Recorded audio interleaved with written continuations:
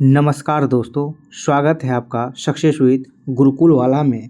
आज हम लोग इंडियन पॉलिटी का क्लास नंबर 7 देखने वाले हैं। उसमें हम लोग सर्वोच्च न्यायालय को सबसे पहले देखते हैं। आइए, क्वेश्चन नंबर फर्स्ट कहता है सर्वोच्च न्यायालय एक है। ऑप्शन ए है संघीय न्यायालय है, ऑप्शन बी है मानव अधिकारों का संरक्षण है, ऑप्शन बी है संविधान का अंतिम विवेचक है, ऑप्शन डी है सिविल न्यायालय है, ऑप्शन ई है उपयुक्त में से कोई नहीं या उपयुक्त में से एक से अधिक। इसका सही आंसर हो जाएगा आपका ऑप्शन नंबर ई, क्योंकि सर्वोच्च न्यायालय एक संघीय न्यायालय भी है और मानव अधिकारों का संरक्षक भी करता है। ऑप्शन सी भी होगा, संविधान का अंतिम विवेचक भी है। आइए नेक्स्ट क्वेश्चन देखते हैं, क्वेश्चन नंबर 2। भारत के सर्वोच्च न्यायालय की स्थापना हुई थी। ऑप्शन ए है 1950 में संसद में एक अधिनियम द्वारा, ऑप्शन बी है भारतीय स्वाधीनता अधिनियम 1947 के अधीन, ऑप्शन सी है भारत सरकार के अधीन 1953 के अधीन, ऑप्शन डी है भारतीय संविधान के द्वारा। तो इसका सही आंसर हो जाएगा ऑप्शन नंबर डी, भारतीय संविधान के द्वारा। आइए नेक्स्ट क्वेश्चन देखते हैं, क्वेश्चन नंबर 3। निम्नलिखित कथनों में से कौन सा कथन सही नहीं है? ऑप्शन ए है सर्वोच्च न्यायालय का गठन 1950 में हुआ था, तो यह तो स्टेटमेंट सही है। सर्वोच्च न्यायालय देश की उच्चतम अदालत है जिसमें अपील की जाती है, यह भी स्टेटमेंट सही है। आइए नेक्स्ट देखते हैं, नेक्स्ट नहीं दिया हुआ है। आइए क्वेश्चन नंबर 4 देखते हैं हम लोग। भारत के सर्वोच्च न्यायालय में न्यायाधीशों की स्वीकृति क्षमता क्या है? ऑप्शन ए है 24, ऑप्शन बी है 20, ऑप्शन सी है 18, ऑप्शन डी है 19। तो इसका सही आंसर हो जाएगा आपका इनमें से कोई नहीं।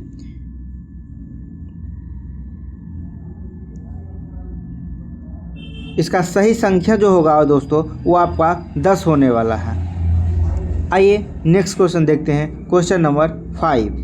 वर्तमान में सर्वोच्च न्यायालय के न्यायाधीशों की संख्या है। ऑप्शन ए है 15, ऑप्शन बी है 25, ऑप्शन सी है 31, ऑप्शन डी है 20, ऑप्शन ई है उपयुक्त में से कोई नहीं या उपयुक्त में से एक से अधिक। इसका सही आंसर हो जाएगा आपका ऑप्शन नंबर ई।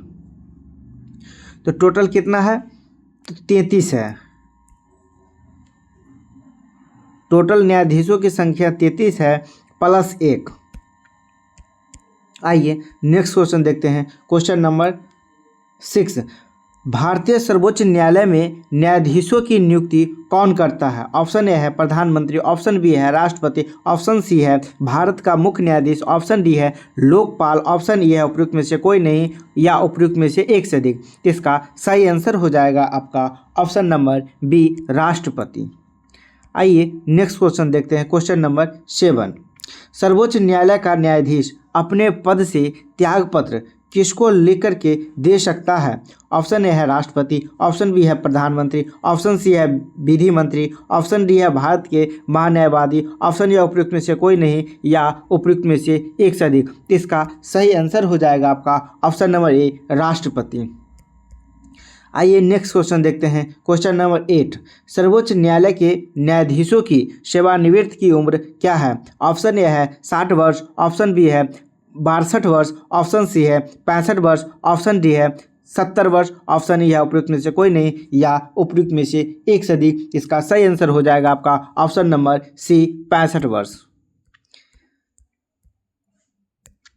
उच्चतम न्यायालय के न्यायाधीशों की संख्या की वृद्धि करने की शक्ति किसके पास है? ऑप्शन ए है प्रधानमंत्री के पास, ऑप्शन बी है राष्ट्रपति, ऑप्शन सी है संसद, ऑप्शन डी है विधि मंत्रालय। तो इसका सही आंसर हो जाएगा आपका ऑप्शन नंबर सी, संसद के पास। नेक्स्ट क्वेश्चन, क्वेश्चन नंबर 10 है।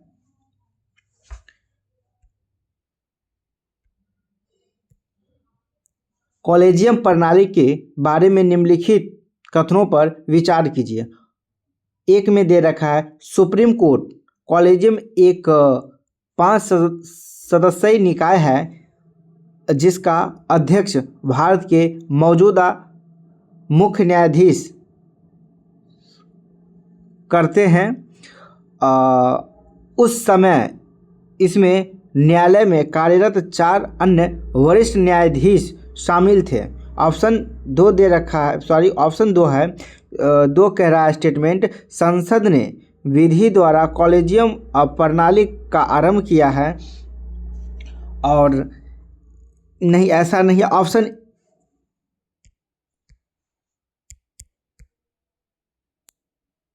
दूसरा स्टेटमेंट क्या है कि दूसरा स्टेटमेंट आपका गलत है। ऑप्शन 3 में दिया हुआ है, उच्च न्यायालय और उच्च न्यायालयों के न्यायाधीश की नियुक्ति कॉलेजियम प्रणाली के माध्यम से की जाती है। यह स्टेटमेंट बिल्कुल आपका सही है। चौथा स्टेटमेंट है कि कॉलेजियम प्रणाली की शुरुआत 1993 में न्यायाधीश PN भागवती के ऐतिहासिक फर्स्ट जज मामले में उपलक्ष्य में किया गया था। तो ये स्टेटमेंट सही नहीं है। तो इसका 1 और 3 सही आंसर होगा। आइए देखते हैं 1 और 3 ऑप्शन नंबर 1 में दिख रहा है, इसलिए इसका सही आंसर हो जाएगा आपका ऑप्शन नंबर 1। ये इसका सही आंसर हो जाएगा। आइए नेक्स्ट क्वेश्चन देखते हैं, क्वेश्चन नंबर 11। निम्नलिखित में से किसका संबंध भारत के सर्वोच्च न्यायालय से है? ऑप्शन ए है कॉलेजियम प्रणाली, ऑप्शन बी है अपीलीय अधिकार क्षेत्र, ऑप्शन सी है मूल अधिकार क्षेत्र, ऑप्शन डी है उपयुक्त में से कोई नहीं, उपयुक्त में से एक से अधिक, या उपयुक्त में से कोई नहीं। इसका सही आंसर जो हो जाएगा वो आपका ऑप्शन नंबर डी होगा, उपयुक्त में से एक से अधिक।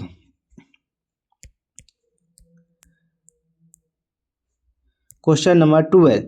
न्यायिक पुनर्विलोकन का अर्थ यह है कि सर्वोच्च न्यायालय, ऑप्शन ए है, को सभी प्रकारों पर अंतिम अधिकार प्राप्त होता है, ऑप्शन बी है राष्ट्रपति के विरुद्ध दोषारोपण कर सकता है, ऑप्शन सी है उच्च न्यायालय द्वारा निर्णीत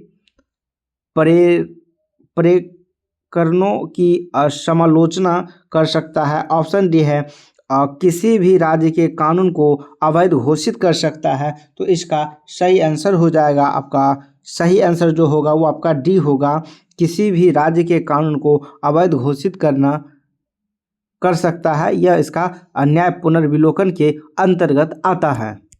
आइए क्वेश्चन नंबर नेक्स्ट देखते हैं। भारत में न्यायिक प्रणाली किस पर आधारित है? ऑप्शन ए है संविधान पर, ऑप्शन बी है नियमित कानून की उचित प्रक्रिया पर, ऑप्शन सी है परंपरा पर, ऑप्शन डी है कानून द्वारा स्थापित प्रक्रिया पर, ऑप्शन ई है उपयुक्त में से कोई नहीं, या उपयुक्त में से एक से अधिक। इसका सही आंसर हो जाएगा आपका ऑप्शन नंबर ई, उपयुक्त में से एक से अधिक। Next question. AS आनंद 1990 के दशक के अंत में किस पद पर कार्यरत थे? ऑप्शन ए है नियंत्रण तथा महालेखा परीक्षक, ऑप्शन बी है भारत के मुख्य न्यायाधीश, ऑप्शन सी है मुख्य सतर्कता आयुक्त, ऑप्शन डी है महान्यायवादी, ऑप्शन ई है उपयुक्त में से कोई नहीं, या उपयुक्त में से एक से अधिक। इसका सही आंसर हो जाएगा आपका ऑप्शन नंबर बी, भारत के मुख्य न्यायाधीश।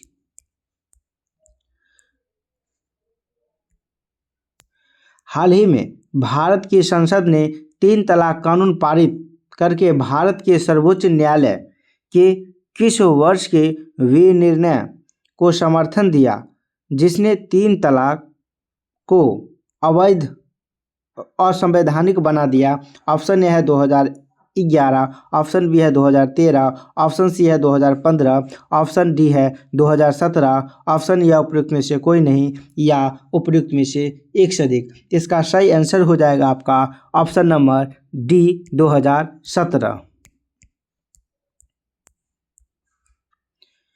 नेक्स्ट क्वेश्चन है, भारतीय राजनीतिक व्यवस्था में इनमें से कौन सर्वोच्च है? ऑप्शन ए है सर्वोच्च न्यायालय, ऑप्शन बी है संविधान, ऑप्शन सी है संसद, ऑप्शन डी है धर्म। इसका सही आंसर हो जाएगा आपका ऑप्शन नंबर बी, संविधान। सॉरी।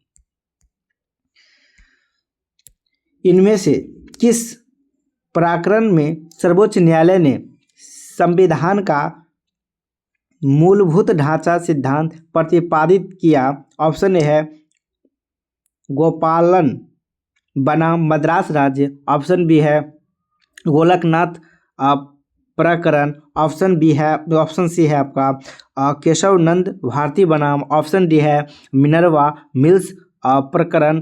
तो इसका सही आंसर हो जाएगा आपका ऑप्शन नंबर सी केशवा भारती प्रकरण। भारतीय सर्वोच्च न्यायालय ने किन मुद्दों या मुकदमों में सर्वप्रथम संविधान में मूल ढांचे का सिद्धांत दिया? ऑप्शन ए है गोलकनाथ बनाम पंजाब राज्य, ऑप्शन बी है केशवा भारती बनाम केरल राज्य, ऑप्शन सी है मिनर्वा मिल्स बनाम भारतीय संघ, ऑप्शन डी है 1 और 2। इसका सही आंसर हो जाएगा आपका केशवानाथ भारती बनाम केरल राज्य, ऑप्शन आपका सही ऑप्शन नंबर बी हो जाएगा। आइए नेक्स्ट क्वेश्चन देखते हैं। क्वेश्चन नंबर 19, इंदिरा साहनी बनाम भारत संघ मुकदमे में सर्वोच्च न्यायालय का निर्णय किस विषय से संबंधित है? ऑप्शन ए सरकारी नौकरियों में अन्य पिछड़ा वर्ग का आरक्षण, ऑप्शन बी है मूल ढांचे का सिद्धांत, ऑप्शन सी है अनुसूचित जाति प्रमोशन में संरक्षण की स्वीकृति, ऑप्शन डी है अनुसूचित जाति के आरक्षण को बढ़ाना, ऑप्शन या उपयुक्त में से कोई नहीं या उपयुक्त में से एक से अधिक। इसका सही आंसर हो जाएगा आपका ऑप्शन नंबर ए सरकारी नौकरियों में अन्य पिछड़ा वर्ग का आरक्षण। भारतीय संविधान का कौन सा अनुच्छेद सर्वोच्च न्यायालय के मूल अधिकार क्षेत्र को परिभाषित करता है? ऑप्शन ए है अनुच्छेद 129, ऑप्शन बी है अनुच्छेद 130, ऑप्शन सी है अनुच्छेद 131, ऑप्शन डी अनुच्छेद 132। इसका सही आंसर हो जाएगा आपका ऑप्शन नंबर सी अनुच्छेद 131।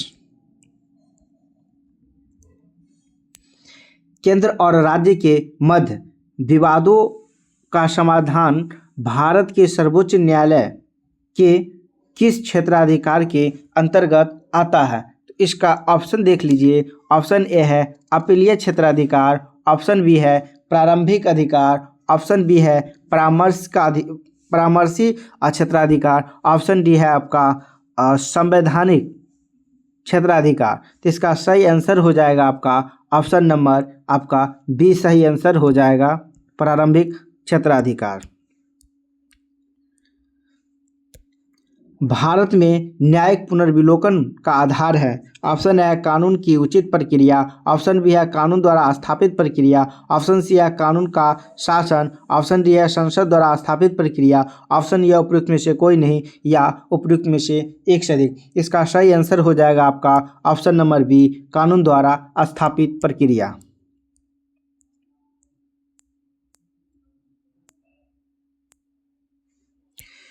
निम्नलिखित में से किसका संबंध भारत के सर्वोच्च न्यायालय से है? ऑप्शन ए है कॉलेजियम प्रणाली, ऑप्शन बी है अपीलीय अधिकार क्षेत्र, ऑप्शन सी है मूल अधिकार क्षेत्र, ऑप्शन डी है उपयुक्त में से एक से अधिक या उपयुक्त में से ई ऑप्शन है उपयुक्त में से कोई नहीं। तो इसका सही आंसर हो जाएगा आपका ऑप्शन नंबर डी उपयुक्त में से एक से अधिक। आइए नेक्स्ट क्वेश्चन देखते हैं। अब राज्यपाल से संबंधित क्वेश्चन को हम लोग देखने वाले हैं। पहला क्वेश्चन है राज्य सरकार का कार्यकारी अध्यक्ष या संवैधानिक प्रमुख कौन है? ऑप्शन ए है मुख्यमंत्री, ऑप्शन बी है राज्यपाल, ऑप्शन सी है आपका मुख्यमंत्री का सचिव, ऑप्शन डी है मुख्य सचिव। तो इसका सही आंसर हो जाएगा आपका ऑप्शन नंबर बी राज्यपाल। किसी राज्य का राज्यपाल नियुक्त किया जाता है? ऑप्शन ए है प्रधानमंत्री द्वारा, ऑप्शन बी है भारत के मुख्य न्यायाधीश द्वारा, ऑप्शन सी है राष्ट्रपति द्वारा, ऑप्शन डी है उच्च न्यायालय के मुख्य न्यायाधीश द्वारा, ऑप्शन यह उपयुक्त में से कोई नहीं या उपयुक्त में से एक से अधिक। इसका सही आंसर हो जाएगा आपका ऑप्शन नंबर सी राष्ट्रपति द्वारा।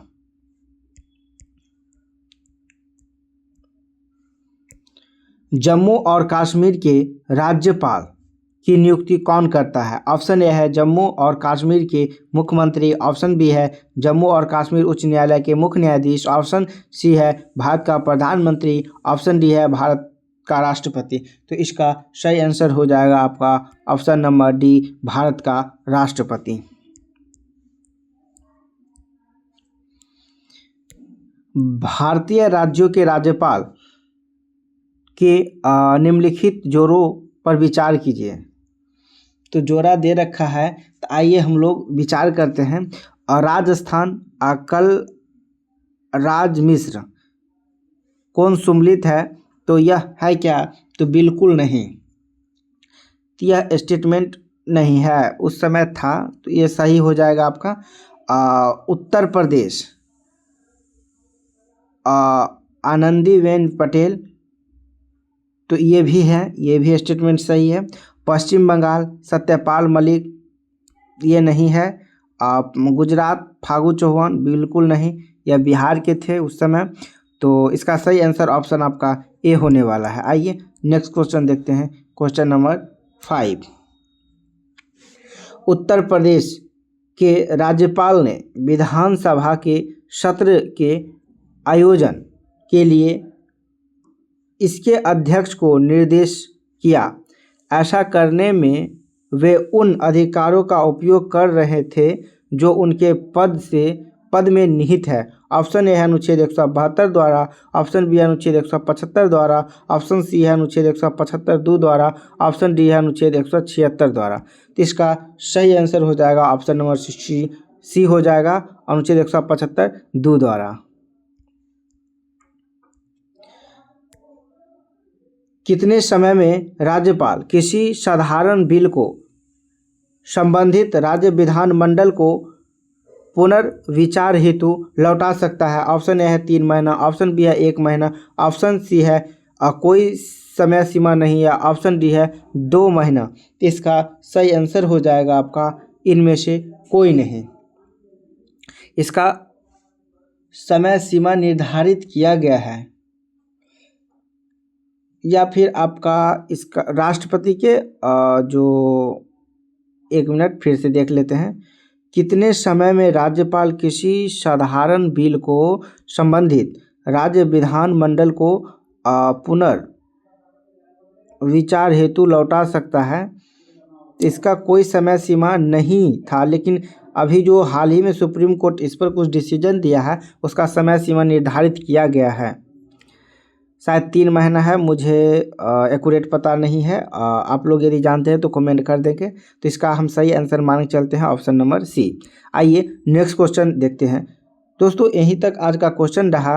आप लोग को कैसा ही वीडियो लगा है आप लोग कमेंट करके ज़रूर बताएं। साथ ही साथ ये चैनल को पहली बार देख रहे हैं तो आप सब्सक्राइब कर लें और ज़्यादा से ज़्यादा शेयर करने का प्रयास करें, ताकि सबको इसका PYQ BPSC के PYQ का लाभ मिल सके। आज के लिए इतना ही रखते हैं। बहुत बहुत धन्यवाद।